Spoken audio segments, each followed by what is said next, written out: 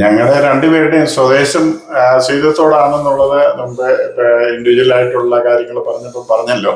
രണ്ടുപേരും വളർന്നു വന്നത് സീതത്തോട്ടിലാണെങ്കിലും പരസ്പരം ഇന്ന കുടുംബത്തിലെ ഇന്നാരെന്നുള്ളത് അറിയാം. സ്കൂളിൽ പോകുന്നതും വരുന്നതും അനേക കുട്ടികൾ വരുന്നു, പഠിക്കുന്നു, പോകുന്നു. അല്ലാതെ വലിയ പരിചയമോ വലിയ ഇടപെടലോ ഒന്നും ഇല്ലായിരുന്നു. പിന്നീട് വിവാഹത്തെ പറ്റിയുള്ള ആലോചനകൾ വരുന്നത് നാട്ടിൽ ഞാൻ ഒരു പ്രാവശ്യം അവധിക്ക് ചെന്നപ്പോൾ ഇവരുടെ മോളിയുടെ പിതാവ് എൻ്റെ പിതാവുമായിട്ട് വളരെ സുഹൃത്തുക്കളായിരുന്നു. അവര് ഞങ്ങളുടെ വീട്ടില് എൻ്റെ പിതാവിന് കച്ചവടമൊക്കെ ഉണ്ടായിരുന്നു, ചായക്കടയും അങ്ങനെയുള്ള ബിസിനസ്സുകൾ. അപ്പൊ അവിടെ ഇരുന്ന് ചായ കുടിച്ചുകൊണ്ടിരിക്കുമ്പോൾ ഇങ്ങനെ സംസാരിക്കുകയും കാര്യങ്ങൾ പറയുകയും ചെയ്തു. എൻ്റെ സിസ്റ്ററിന് ഒരു നേഴ്സിങ്ങിന് അഡ്മിഷന് വേണ്ടിയിട്ട് ഫോമിന്റെ കാര്യങ്ങളെ പറ്റി തിരക്കാനായിട്ടാണ് ആദ്യമേ ഇവർ പഠിച്ച് ജോലി ചെയ്തുകൊണ്ടിരുന്ന ഇവരുടെ നേഴ്സിംഗ് കോളേജിൽ ഞാൻ അതിന്റെ ഫോമിന് വേണ്ടി അന്വേഷിക്കാനായിട്ട് പോയി. അവിടുന്ന് നാട്ടിൽ നിന്ന് ഈ ഇവരുടെ രണ്ട് സിസ്റ്റേഴ്സ്, അദ്ദേഹത്തിന്റെ മക്കൾ പഠിക്കുന്ന മോളിയുടെ ഇളയ സിസ്റ്ററും അവിടെ പഠിച്ചുകൊണ്ടിരുന്നു. അവിടെ ചെന്ന് അങ്ങനെ കാണുമ്പോൾ ആദ്യത്തെ പരിചയം സ്കൂൾ ലൈഫിൽ കണ്ടിട്ടുണ്ടെങ്കിലും കൊച്ചു പ്രായത്തിൽ കണ്ടിട്ടുണ്ടെങ്കിലും ഒരിക്കലും ശ്രദ്ധിക്കപ്പെട്ടിട്ടില്ല. പരസ്പരം ഞാൻ ശ്രദ്ധിച്ചിട്ടില്ല. ഇന്നത്തെ ഇന്നാരെന്നുള്ളതല്ല ഒരു പരിചയമോ അങ്ങനെയുള്ളതൊന്നുമില്ലായിരുന്നു.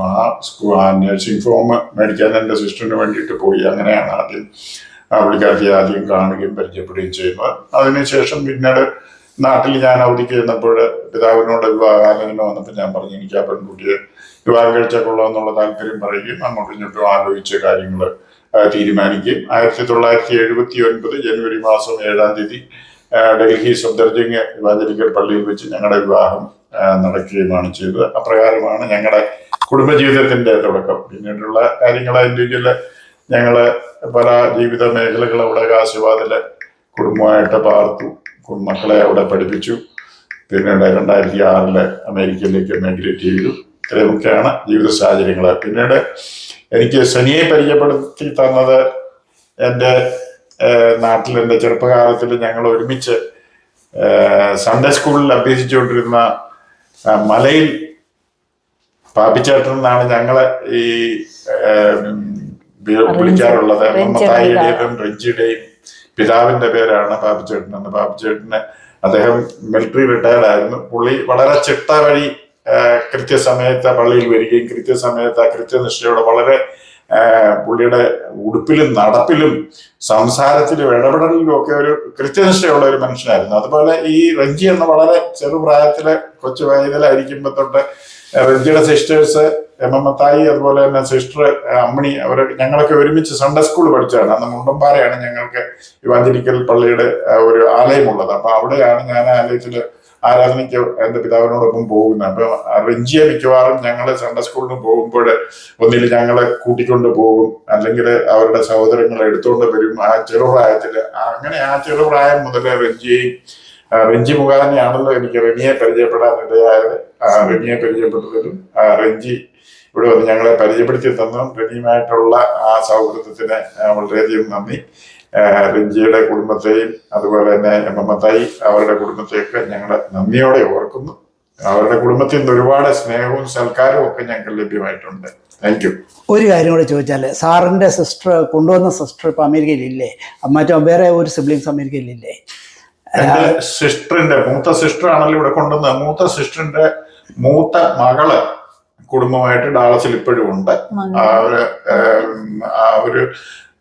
അവരുടെ പേര് അനു എന്നാണ്. അനിത. അവരുടെ ഹസ്ബൻഡ് ടിനു. അവർക്ക് സ്വന്തമായിട്ട് ഫിസിക്കൽ തെറാപ്പിയുടെ ഡോക്ടറേറ്റ് 2-3 ഡോക്ടറേറ്റ് ഒക്കെ ഉള്ള ആളാണ് ടിനുവിന്റെ 2-3 ക്ലിനിക്ക് സ്വന്തമായിട്ട് നടത്തുന്നുണ്ട്.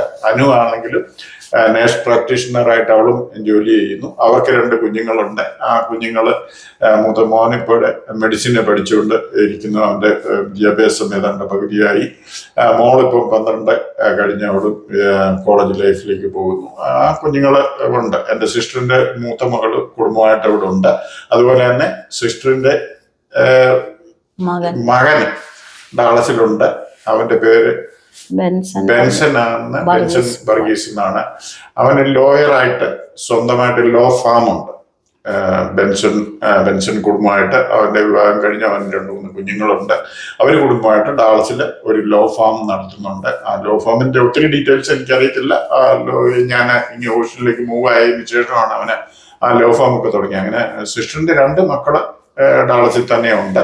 ഇളയ മകള് റാന്നിയിൽ അവരോടൊപ്പം റാന്നിയിൽ ഒരു പാർക്കുന്ന ഇളയ മകള്, അവളുടെ വിവാഹം കഴിച്ചിരിക്കുന്ന ഹസ്ബൻഡ് അവനും ഇപ്പോൾ ഡാളസിൽ ജോലി ചെയ്യുന്നുണ്ട്. അവളുടെ കുഞ്ഞുങ്ങൾ നാട്ടിൽ പഠിക്കുവാറുണ്ട്, അവര് നാട്ടിലാണ്. അങ്ങനെ സിസ്റ്റർ അവര് കുടുംബമായിട്ട് ഇവിടെ ആയിരിക്കുന്നു.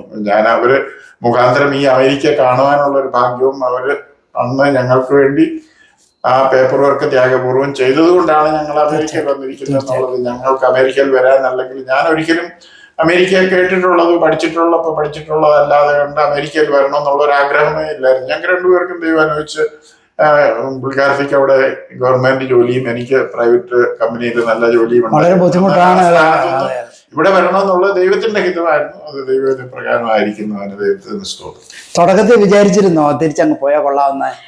ആദ്യ കാലങ്ങളിൽ വന്നപ്പോൾ ഞാൻ പറഞ്ഞല്ലോ, ഞാൻ ജോലി ചെയ്ത കൾച്ചറും ആ ജോലിയുടെ ആ സ്റ്റാറ്റസും അവിടെയുള്ള സ്റ്റാറ്റസും ഇവിടെ വന്നിട്ട് ബാഗേജ് സർവീസിൽ, അമേരിക്കൻ എയർലൈനിന്റെ ബാഗേജ് സർവീസ് എന്ന് പറഞ്ഞാൽ ആ സമയത്ത് ധാരാളം ബാഗുകൾ, അന്ന് ലഗേജിനൊന്നും പൈസ ഇല്ലാത്ത സമയമാണ്. അപ്പൊ അമേരിക്കൻ എയർലൈൻസിൽ ഫ്ലൈറ്റ് ഒക്കെ വന്ന് ഇറങ്ങുമ്പോൾ കർഷർ നിറച്ച് ബാഗ്സ് ആണ് വരുന്നത്. അപ്പൊ ചില സമയങ്ങളിൽ പാസഞ്ചർ വേറൊരു ഫ്ലൈറ്റിൽ വരുന്നു, ബാഗ് വേറൊരു ഫ്ലൈറ്റിൽ വരുന്നു, അങ്ങനെ ഒരുപാട് മിക്സപ്പ് ആയിട്ട് വരുന്നു. അപ്പൊ ഈ കർഷറിൽ വരുന്ന ബാഗുകളൊക്കെ തന്നെത്താനെ ചുമ്മി തലയിൽ വെക്കുകയും വളരെ കഷ്ടപ്പെട്ട് ജോലി ചെയ്തു. അപ്പോഴൊക്കെ ചിന്തിച്ച് ഞാനിത് എങ്ങനെയെങ്കിലും ഒന്ന് തിരിച്ച് നാട്ടിൽ പോയാൽ മതി. കാരണം ഇവിടുത്തെ ഈ ജോലി ഇത്ര മാത്രം കഷ്ടപ്പെട്ട് ജീവിക്കണം, തന്നെത്താനെ ഓരോ കാര്യങ്ങൾ ചെയ്യണം. എന്നാല് അളിയനും പെങ്ങളും എന്റെ പെങ്ങളും പറയുമായിരുന്നു, ഇപ്പോഴത്തെ ഈ കഷ്ടതയൊക്കെ മാറും കുഞ്ഞെ, കുറച്ച് നാളൊന്ന് പിടിച്ചു നിൽക്കുന്നത്. അങ്ങനെ പിടിച്ച് ഏതായാലും 5-6 മാസം അത് പിടിച്ചു നിന്നു. അതിന്റെ ഭവിഷ്യത്ത് എന്ന് പറയുന്നത് നന്മയാണ്. അതുകൊണ്ട് ഞങ്ങളുടെ കുഞ്ഞുങ്ങൾ ഇവിടെ ആയിരിക്കുന്നു. അതെല്ലാരും കടന്നു പോകുന്ന ഒരു ഫേസാണ്. അതെ, ആദ്യത്തെ 5-6 മാസം വളരെയധികം ചിന്തിച്ചു എത്രയും വേഗം അങ്ങ് തിരികെ പോയാൽ മതിയെന്ന്. അതുപോലെ തന്നെ ഞങ്ങൾ അമേരിക്കയിൽ വരുമ്പോഴേക്കും ആദ്യകാലത്ത് വരുമ്പോൾ ഞങ്ങൾക്ക് ഒരു ചിന്തയുണ്ടായിരുന്നു. ഞാൻ ആദ്യം വരുമ്പോൾ 2006 വരുമ്പോൾ കേട്ടിട്ടുള്ളത് അമേരിക്കയിലൊക്കെ വരുന്നവരെ 5-10 വർഷം കൂടുമ്പോഴാണ് നാട്ടിലേക്ക് വരുന്നത്. കാരണം അത്രയധികം എക്സ്പെൻസീവ് ആണ് ടിക്കറ്റും കാര്യങ്ങളും അല്ല. എന്നാൽ എന്നെ സംബന്ധിച്ചിടത്തോളം ഞാൻ ചിന്തിച്ചു പോയപ്പോ സഹോദരങ്ങളോടൊക്കെ കെട്ടിപ്പിടിച്ച് കരഞ്ഞ് പിടിച്ച് പോരുമ്പോൾ ഇനി നിങ്ങളെയൊക്കെ എന്നായിരിക്കും കാണുന്നത്, കാണാനൊക്കെ അവസരം ദൈവം തന്നാൽ ചിലപ്പോൾ 5 വർഷം അല്ലെങ്കിൽ 10 വർഷമായിരിക്കും. എന്നാൽ 5 മാസം പോലും കഴിയുന്നതിന് മുമ്പേ എനിക്ക് പെട്ടെന്ന് നാട്ടിലേക്ക് മടങ്ങി പോകേണ്ട അവസ്ഥ വന്നു. 2006 ഇവിടെ വന്നു. ഏതാണ്ട് 6 മാസം കഴിഞ്ഞപ്പോഴേക്കും എന്റെ അമ്മച്ചി മരിച്ചു. അടുത്ത 3 മാസം കഴിഞ്ഞപ്പോഴേക്കും എന്റെ അമ്മച്ചി മരിച്ചുപോയി. അപ്പൊ പിന്നെ പോകാൻ വളരെ നിർബന്ധിതനായി. ആ സമയത്ത് കടന്നുപോയി. അത് കഴിഞ്ഞ് വീണ്ടും മടങ്ങി വന്ന് വീണ്ടും അടുത്ത 3 മാസം കൂടെ കഴിഞ്ഞപ്പോഴേക്കും എന്റെ വൈഫിന്റെ മദറ് ലോകത്തിൽ നിന്ന് മാറ്റപ്പെട്ടു. അപ്പൊ ഞങ്ങൾ രണ്ടുപേരും കൂടെ പോയി. അങ്ങനെ അതും കഴിഞ്ഞ് മടങ്ങി വന്നു. വീണ്ടും അടുത്ത ഒരു 6 മാസം കൂടെ കഴിഞ്ഞപ്പോഴേക്കും എന്റെ പിതാവ് ലോകത്തിൽ നിന്ന് പോയി. അങ്ങനെ ആ ഒരു വർഷത്തിനിടയിൽ 3 പ്രാവശ്യം നാട്ടിൽ പോകാനുള്ള അവസരം ദൈവം തന്നു. അത് കഴിഞ്ഞ് പിന്നീട് കുഞ്ഞുങ്ങൾ നാട്ടില്, ഒരു മകള് കുടുംബം നാട്ടിലായതുകൊണ്ട് ദൈവം സഹായിച്ച് മിക്കവാറും എല്ലാ വർഷവും ഞങ്ങൾക്ക് നാട്ടിൽ പോകുവാനും വരുവാനും അതിനുള്ള അവസരവും അതിനുള്ള സാധ്യതകളും ദൈവം തമ്പുരാൻ ഒരുക്കി തന്നു എന്ന് മാത്രമേ പറയാനുള്ളൂ. അല്ലാതെ ഈ ലോകത്തിന്റെ വലിയ സമ്പത്തൊന്നും ഞങ്ങളുടെ മാതാപിതാക്കൾ തന്നിട്ട് പോയില്ലെങ്കിലും ജീവനുള്ള ദൈവത്തെ കാണിച്ചു തന്നു. അതുകൊണ്ട് ജീവിതത്തിൽ ഇന്നുവരെയും ഒരു പതർച്ചയും ഒരു കുറവും വന്നിട്ടില്ല. ഇന്നും ആ പാതയിൽ നിലകൊള്ളുന്നു. അത് മാത്രമേ ഉള്ളൂ. Thank you so much sir. Thank you so much.